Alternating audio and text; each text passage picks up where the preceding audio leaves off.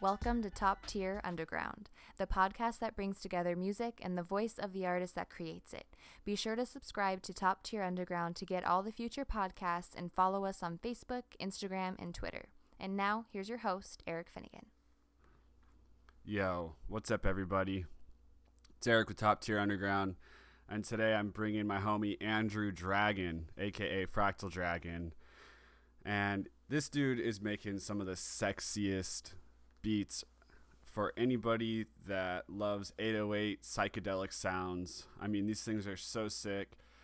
I think that he's probably one of the most underrated artists I know, and I've seen him live. He just crushes it. Super awesome music, and he's such an awesome guy, one of the most loving people I've ever met. He's always been super supportive and just such a fun person to know. So be sure to catch him and at some shows in the future. I think he says in the podcast that he's gonna be in California for like a month, and I think he's playing a couple shows while he's there. But definitely check out his SoundCloud, definitely check out his Facebook page, and follow him for some more updates. And if you like our interview, great. If you don't like the interview, just skip ahead and you can just listen to his DJ mix, and that's around minute 40. So I hope you enjoy this podcast. Thanks for listening, and I'll talk to you soon. All right, later. All right, Andrew, what's up? How are you? Yeah, I'm good, Eric. How are you doing? Good, man. Yeah, it's been forever. I know it's really cool that we're talking virtually. Like, it's so much better than emailing. Absolutely. Yeah. So this is a new medium for me. I actually did my first Skype call ever like 2 weeks ago. Excellent. So you're in Hawaii now, huh? Yeah. I've been living out here for close to 2 years. So all during Really? the eruption that was going on. Yeah. Oh my gosh. Was that crazy or what? It's been a trip. I live about 7 miles away from it, as the crow flies anyway. So it was Wow. a trippy experience. Yeah. But Was it wasn't it really ashy and stuff, or? the wind kind of carried it right past my place really nicely. Like it never really affected where I was living. So I was very blessed in that sense. But, Wow. Man, that's what made you move out there? I was just looking for a change in life, and it sounded like, I've visited here a few times, and two of my best friends were living out here, and so it was just kind of felt right. And yeah. Is one of them Dave Tipper? Doesn't Tipper live out there? He lives on Maui, I believe. Oh, really? I thought he lived on the Big Island. Yeah, no. Well, shit, dude, that's a good segue into your music, because your music is like the gangster 808 version of Tipper. I love it. Awesome, thanks. Yeah, man. So this is a new podcast for me. I just started. Well, I haven't even released any episodes yet. This is kind of a whole new thing I'm going down. So I'm not really like used to doing music interviews, but I think that I want to just talk about your process, kind of how you got started. When did you get in the scene? All that stuff. Yeah. I guess I'll start with maybe how I got started. But Yeah. Since I was at some point in high school, I think I was maybe between 12 and 15, I started playing the drums, and was in a bunch of different bands, reggae, punk rock, metal, whatever. Oh, really? All sorts of music, and then like world music and Latin kind of jam vibes, a little everything. So that was my start in music, and then I started. A friend turned me on to electronic music, and it was Tipper that was my first. And nice. Yeah, Andre's music, Heyoka at the time, and Tipper was my first electronic experience, and so I got totally hooked on it and wanted to make it myself, and it just sort of came out of me like the way that they sound. So it's definitely a influence. Well, you're lucky that that's the way that you got started, was by them, because when I got started, like the first artist that I ever heard was when I was like 13 or 14 maybe, and it was just trance, and that's all I listened to for like 5 years was like trance. more trance. And now I can't even do it anymore. You know, it's like I have to have a broken beat. I can't do the steady rhythms. Uh-huh. But that's so you lucked out. You got introduced to the good ones right off the bat. Kind of more hip hoppy influence. So it was something that I could connect with. But I love a little bit of psytrance too. And, you know, Oh yeah, really like Grouch. You gotta love Grouch, right? I mean, Grouch is like, oh yes, man, he's got to be the most. I mean, one of the best sound designers ever. You know, he's so amazing.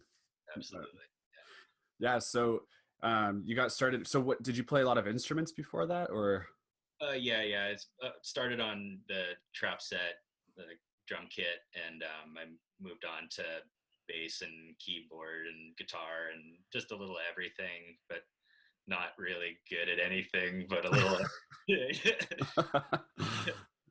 But that's so. What about when you did like world music? Did you play any world instruments? I played just the trap kit, a very minimal trap kit, and I sat on a cajon and played that too, and I had some tablas too. But it's all everything I play. I never got classically trained in any way, so it's all kind of fake it till you make it with me. Me too, man.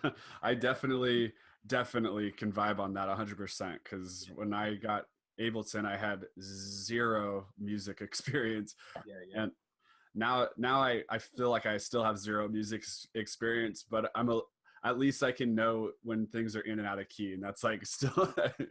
I love what you've made. Oh, thank you, man. That actually means a lot coming from you, because your music is so awesome. So, and you have remixed one of our tracks, and your remix was so dope. It was so much better than the original. So. I play it all the time too. It's actually it's a crowd pleaser for sure. Yeah. Totally, dude. That track is so awesome. It has this just otherworldly like flow and rise, and it's awesome, man. So I definitely will include, just, you know, because listeners will probably be like, I want to fucking hear that. So I'll put a link to that track in our notes for this. But so are you doing a lot of writing while you're out there? And I was during the eruption. Actually, I had a lot of downtime, so I was working on quite a bit of stuff. And at this point, I'm just letting it trickle out. And I've been in the midst of moving. And really. So are you in Hilo, or where are you at? I'm closer to Pahoa. Okay. Far south, but south of Hilo anyway. But, Rad. What are you doing for work out there? I work at a screen printing shop. Nice. Yeah. It's just kind of I feel like I have a screen printing job and hustle and whatever. Yeah. And then also try to get some gigs to get a little. Dude. Hey. You live in paradise, man. You know what I mean? Like, yeah, I totally envy that. Kendra and I, for a long time, were talking about moving to Hilo, and we just never did. I don't have a good reason why. Things never went that direction for whatever reason. But we definitely I have never even been there, and so I've always wanted to go there. You know. Hilo. I was born and raised in Santa Cruz, and Hilo reminded me so much of like old school Santa Cruz. Really? Yeah, and it still does. It feels like Santa Cruz in the '90s or something like that, kind of still. But yeah, it's not very populated there, right? It's pretty like low key. It is pretty low key, but it's people have been, you know, I think there's a lot more people moving out here, building property and stuff, and but actually where the eruption just happened, it was a lot of friends, and I don't know, there was a lot of new development happening there, and it really got taken out. So it's really interesting out here. It's always a fluctuating and changing place, but it's amazing. Yeah, my ex-girlfriend, before I was with Kendra, I was like with this girl named Jordan, and she lives in Maui now. And she does like real estate out there. And, you know, I always want to like, I feel like I have these things that I like are pulling me to go out to Hawaii and check it out. And I just, for some reason, it's a long ass flight, and I just haven't done it yet, you know? Yeah. Yeah. So you so you yeah, dude. So you started writing electronic music, and what program do you use and all that um, jazz? since the start, Ableton, and Hmm. yeah, and just I was much more into the looping. I wanted to just kind of be like a live performer and loop stuff live, and so that's how I got into it a little from the start. But then it really just I just wanted to make things sound weird, and I couldn't do that really live, and so I had to Right. just pick at it and do all the sound design, learn all the sound design stuff, and that's where it just kind of went for me, and I'm Yeah. yeah, much What more than that. what kind of plugins do you use? Do you use any plugins or Yeah, lately I've been trying to just do most of what I can in like with built-in Ableton stuff, operator? operator and various, effects that built-in effects. But yeah, I do use Reactor, the couple of the different, Native Instruments? yeah, native instrument stuff. There's just fun ones like laser bass and stuff, and Yeah, pick them apart and make them weird. And totally. I know I'm kind of doing the opposite. I have been using only operator for most of my music making career, I guess. But now I just right now I don't have shit on my laptop, so I'm not doing anything because of my crash. But but I'm trying to go back and just kind of explore other plugins because I always have used operator and I kind of feel almost like crutched on it because it's like I'm pretty good, and operator is kind of difficult compared to a lot of other plugins, but it's like an interesting ones, unique. Yeah, yeah, but I do love that it's like an FM synth, you know. It's yeah. so Yeah, I love the sound. I use it for most of my like sine wave under everything. It's pretty much right. operator as being my consistent. Like I can trust that. Yeah, yeah, it's really cool. I the thing that I really like about it is just that the automation, like with massive or native instrument stuff, the automation isn't quite as fluid as it is with operator because operator is designed for Ableton. So it seems like a lot more fluid. Do you ever use any external hardware? Or? Yeah, I have a mini brute, Arturia, synth, and that's been one of my favorites lately for um, kind of more like ripping saw wave sounds and getting kind of more lasery, blippy, experimental stuff. It gets close to, I don't know. Yeah, it's just a fun one to mess with. But Yeah. So when you do that, do you like to just sample it and then fuck with it in Ableton, or do you like yeah, use it live? it both. I end up sometimes some days I'll sit down and just be like, I just want to make ripping saw wave sounds all day, and I'm not even working on a beat. I know, right? That's what happens with me every time I start messing around on analog stuff because Yeah, it's just you just all like I'm just like whoa, whoa, whoa, whoa, you know? just for hours. Yeah.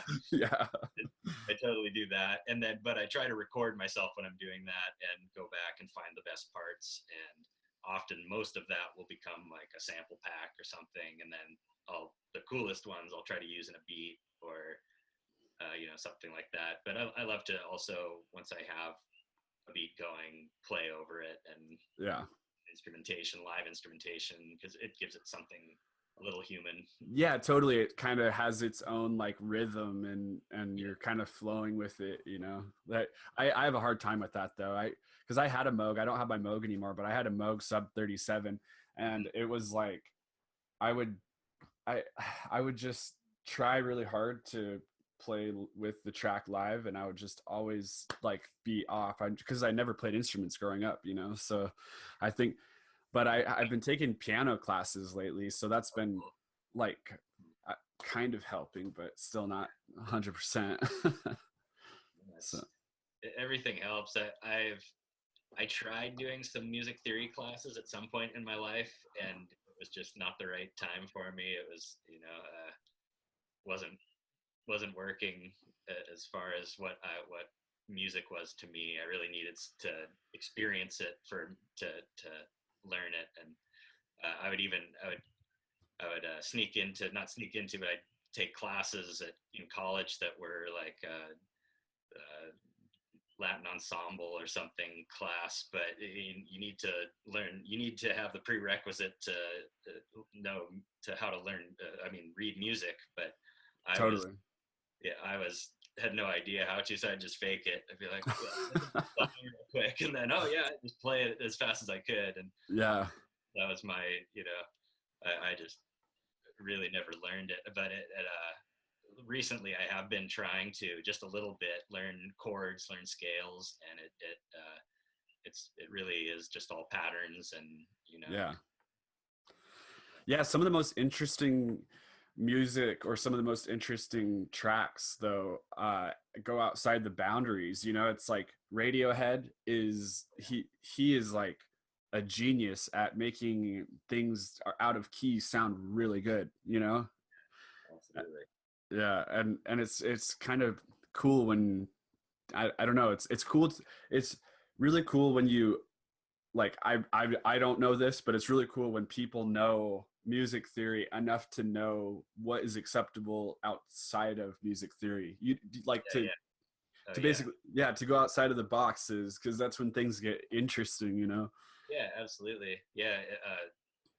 For me, what I like to create musically is mix, or it is duality in a sense. It's my experience that I'm putting into music, and the world isn't totally beautiful, and Exactly. The world isn't totally fucked up and metal either, but it's yeah, totally. Yeah, I know. I love the shrieky weird sounds, but I like to also kind of mix them in a creepy way with the beautiful sounds, and just to paint the whole picture, kind of. Yeah, man, that's one thing that I gotta say that I've always really loved about you and your music, is that your take on it is so passionate. It's like it's so much different than anybody I know with music, and I'm not just saying this. I'm totally serious. It's like it's really like a beautiful, just, you can tell it's just pure passion. A lot of people like it's passion, but I mean, I'm not obviously going to name drop or anything, but I know plenty of people that get into it. And I've been like this too, where you get into it and then you're not getting what you want out of it. So it becomes this like antagonistic relationship, and it's so unhealthy. And it's like, what the fuck are we doing? Are we making music, or are we trying to, you know what I mean? And it's such a reminder of how you got to have relationships with things in life, because when you're not doing it for the right reasons, and like, so I've always admired that about you, because you just have like this really awesome approach. It's so great. And you're great, which is like, I remember just the first time that because I met you at Still Dream, right? That's when we first met, was at Still Dream that year. And I remember like meeting you and seeing your art, and just because you had art set up with clay, right? I don't know if any of it was or maybe I had some fractal art.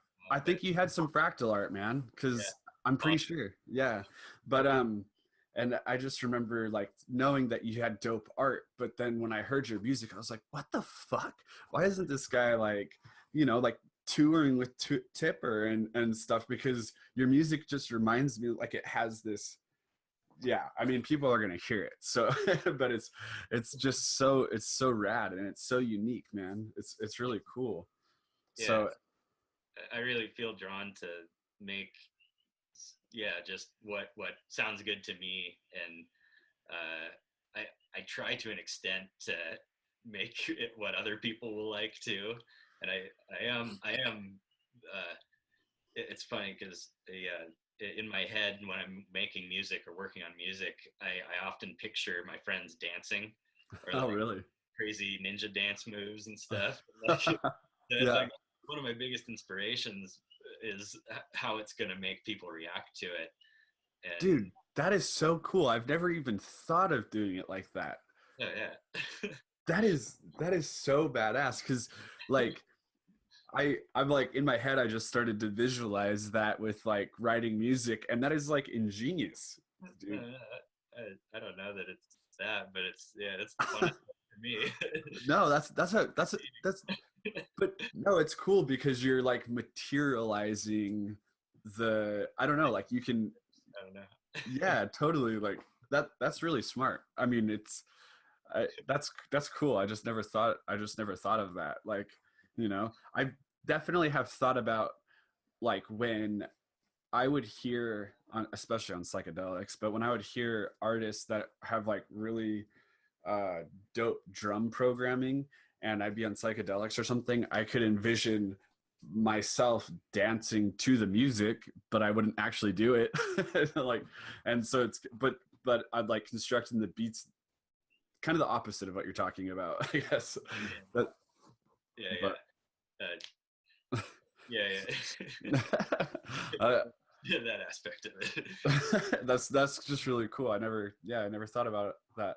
But so did you move out to Hawaii and like have you been playing shows out there, or have you then just I took kind of a year hiatus, actually, strictly just working on music, and then kind of life's trippy, but then the eruption just ended a couple months ago, I think in July maybe, or maybe a little before, and I just kind of randomly through friends got linked with this fun place called the Garden Temple Party. Oh, cool. Yeah, and it's my friend Simon runs it, and it's like it's on his property, and it's just this amazing kind of a house setup, and all the walls are knocked out, and it's just a dance floor and a DJ Really? booth, and it's like in the jungle, so there's just like it's an amazing venue, and I've just been kind of I've played there quite a bit, and then also just been helping out with and set up the speakers and help with miking and that kind of thing. That's badass. It's been amazingly fun. That sounds so cool. That's one thing that I like, just from I don't know shit about Hawaii, but just from like some of the stories that I've heard from people, there's some really cool things in the jungle that you have to hike to, where it's just like random shit out there, Yeah. Oh yeah. And I think there's even going to be some big beach party this coming weekend that's like a all weekend kind of, I think it's a hike out sort of thing, but that's so cool. Yeah. So how do you guys get equipment to something like that? Would you buy boat or? Yeah, that's what I've been kind of pondering and trying to figure out, because there's this new beach. Well, actually, it's totally accessible now. They just plowed a road to this spot that was blocked by the lava. It's called Poiki boat ramp, and the lava went all around this spot, but didn't take this spot out. So, but I hiked out to it while it was still. Well, the lava was done flowing, but I hiked over the kind of halfway still active lava, and whoa, that's crazy. Yeah. But we wanted to do some kind of party out there, but we were like, how the fuck are we gonna carry a system like across like lava? It's like unpredictable. That's so crazy. Never quite happened, but now there's a road out to it, so maybe we can just do it easily. But yeah. Do you know Party Wave, Corey McCarley? I've never met him, but I've heard his music, and I've heard, I think I've listened to a set or something. But yeah, because I think he comes out to the Big Island sometimes and stuff, because I think that he lives on one of them. Yeah, I'm not sure. I don't think he lives on this island, but he's actually going to play at the Garden Temple. Oh, cool. I think I'm going to be gone, actually. I'm going to be in California in like a week or two. Oh, really? For family stuff? Family stuff and the Tipper thing. I'm going to play like oh, word. Yeah. I'm playing this after party on a boat in a bay. That's sick. Killsmith and oh, dope. Yaddy and Della Moon Tribe. And yeah, that's cool. Do you know Chris? Do you know him? Like Killsmith? Oh. I personally know. Yeah, dude, I booked him a couple of times. He's really cool. Nice. Like I'm. You guys will totally. You'll think, he's really cool, man. And your guys' music is very similar, so that's really cool. Yeah, I like that. Well, damn, dude, that's really cool because I mean, that's like a perfect lineup. That sounds like a lot of like just badass Oh yeah, yeah. texturing And stuff. he's gonna be playing as Chill Smith too, so it's like Oh yeah, I'm yeah. gonna do really down tempo-y, drippy, weird set. Yeah, Man, that's so cool. Well, tell him I said hi if you see him. I yeah, need to reach out to him because I haven't talked to him forever. And I was gonna ask him if he wanted to be on this eventually too, but I'm like just I wanted to because it's the whole thing is like the underground thing. So I want to try to. I mean, not that he's like too big for it or whatever. I'm just trying to do like close friends at first, I think, and then we'll see what happens later. yeah. But so yeah. So how long have you been in California for? I think from what is it? The like the 10th of this month till the 18th of January. Oh, So, whoa, that's crazy for that long. yeah, yeah, a couple weeks, 2 3 weeks. Yeah. Wow. So uh, is that your girl Yeah. behind you? Yeah. This is that's Katrina. Hi. Nice to meet you. Hi. so, um, so are they going with you? Yeah, yeah. That, They're that's Yeah, that's cool. And are you going to be staying in Santa Cruz and stuff, or? yeah. I'll be around Santa Cruz and staying with family and yeah, probably a bunch of friends and yeah. That's cool. Are you going anywhere else while you're on stateside? Oh, my buddy wants me to go up to Seattle and play music as well, but Dude, I really dude, want to go up if you go up there, I will drive to Seattle because I'm only like 4 hours away from Seattle. there. Yeah, okay. Nice. Yeah. I'm serious. I'll let you know. I mean, Dude, just give me like a couple days notice, like even if it's just 2 or 3, so I can go over. You know what I mean? Like get plan it out a little bit. But I will totally go over there. yeah. That would be so cool. But Yeah, so, do you have any big plans for like music releases or anything, or do you have any? at this point, I just put out an EP. The Stutter Health.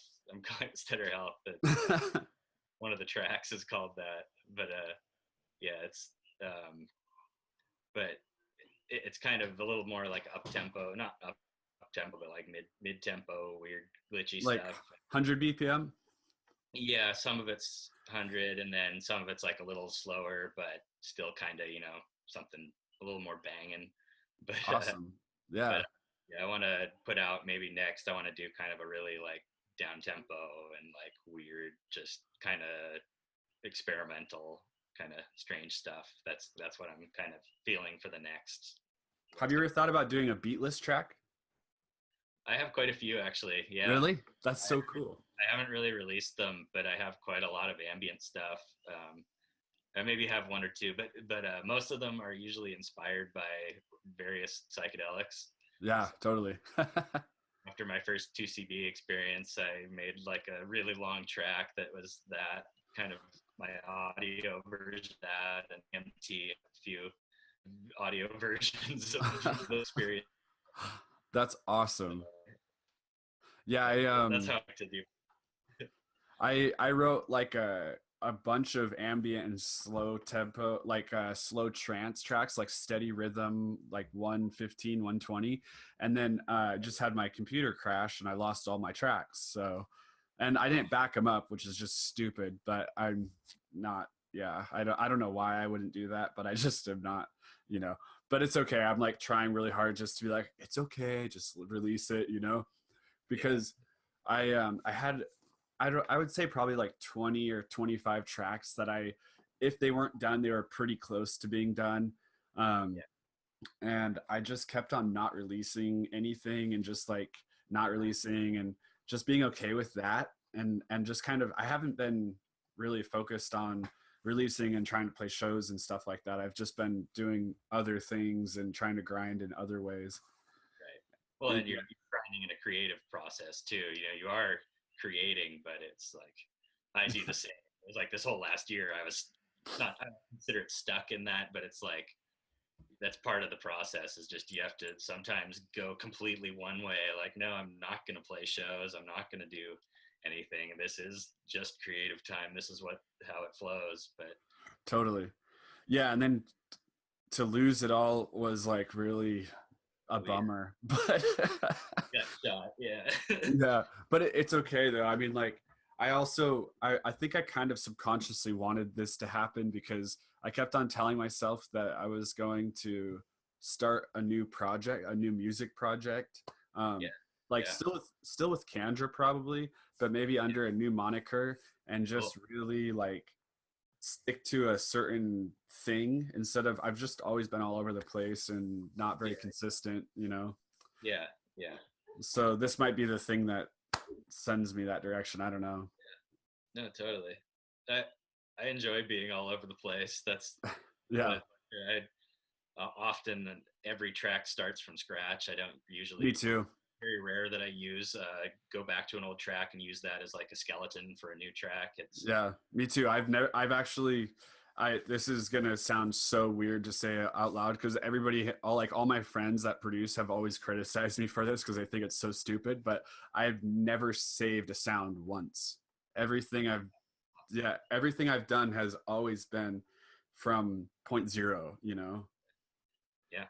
so That's, well, yeah, can you still go back and like stem things out? And well, I guess you don't have your not projects. yeah, not anymore. But but Yeah. I mean, I just like, there's something, and that's probably why my music was never like consistent, but there's something that I really like about having a blank slate and just, Yeah. you know, No, so there. That was kind of my whole trip with moving to the island too. It was kind of a fresh start in a way.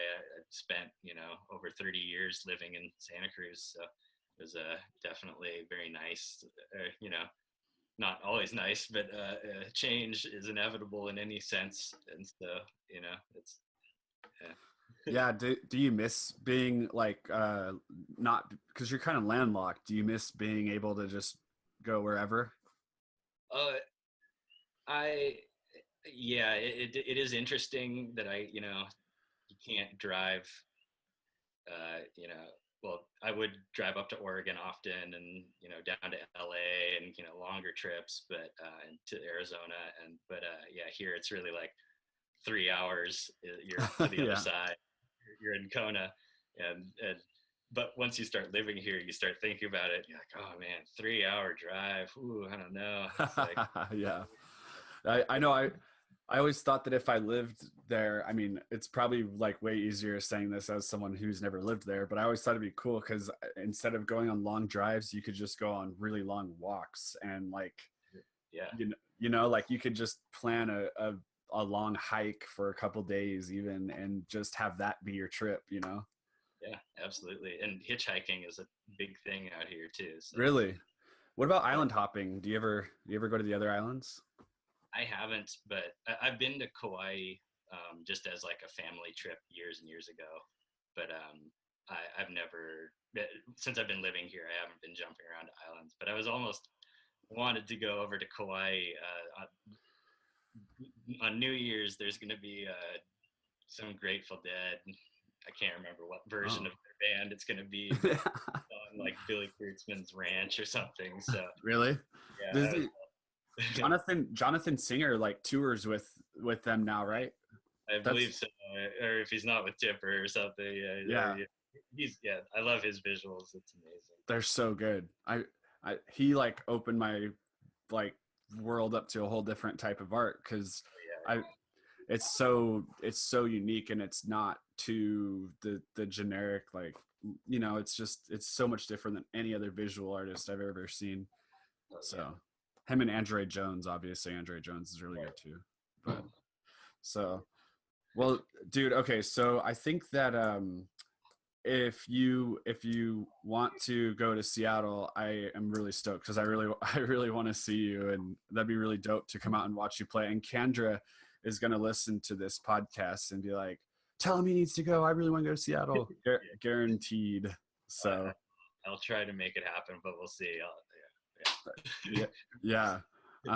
And if if there's anything I can do to help with that or somehow, I don't know, just let me know. So, but tell people how they can get a hold of you and where your music can be found at and stuff like that. Um, I guess I have. Was it just the basic thing is SoundCloud? I'm always throwing weird single tracks on there and my albums, but the main thing is Bandcamp. I have everything on Bandcamp. But Cool. And it's Bandcamp like /Fractal Dragon, or I believe so. Yeah. I'll put a link to everything too on here. So cool. And, Well, go ahead. I have sample packs. Oh, really? Yeah, I'm just like, it's all just weird sounds. It's all sounds usually from songs that are out. I go through and pick apart the stems and find the coolest little blips. And I have 3 sample packs out right now on Pro Audio Torrent. No, not Pro Audio Torrent. It's probably on there, but no, it's called prosamples.com. Cool. Yeah. Sweet. Actually, it is being pirated. Actually, I've had a few people contact me saying, "Hey, I got your sample packs. I pirated your sample packs, but I'd like to pay you because I really enjoy them." I'm like, oh, wow, thank you. I wish that Ableton would like let you do that. Like, hey, I'll pay you when I'm famous. Okay, you know. Yeah. Right. Yeah. Well, okay. So I'm gonna pause this really quick and then just stick with me for a sec. Okay.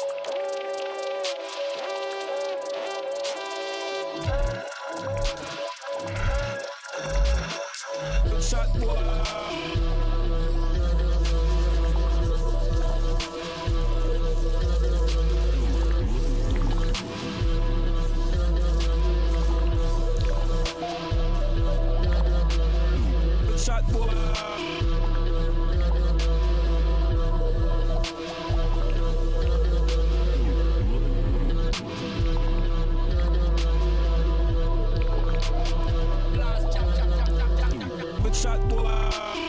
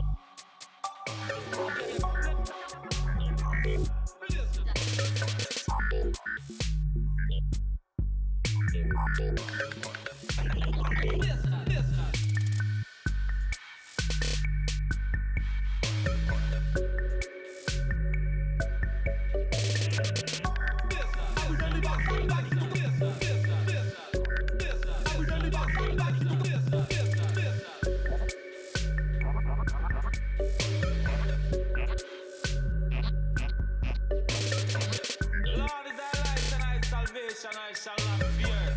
Flip top white squad.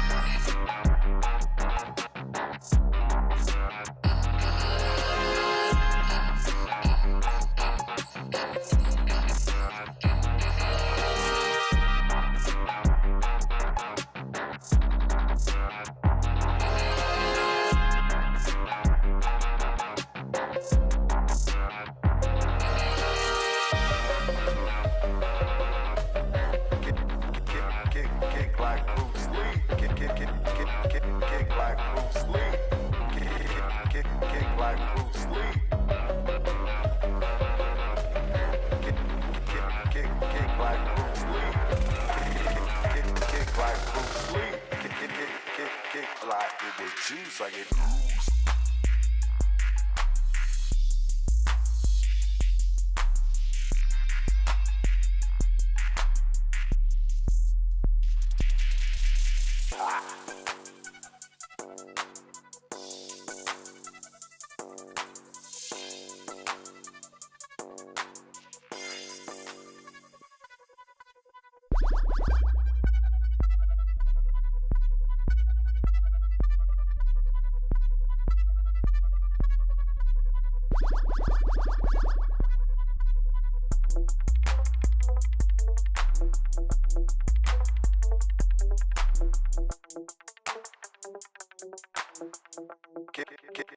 Kick like Bruce Lee.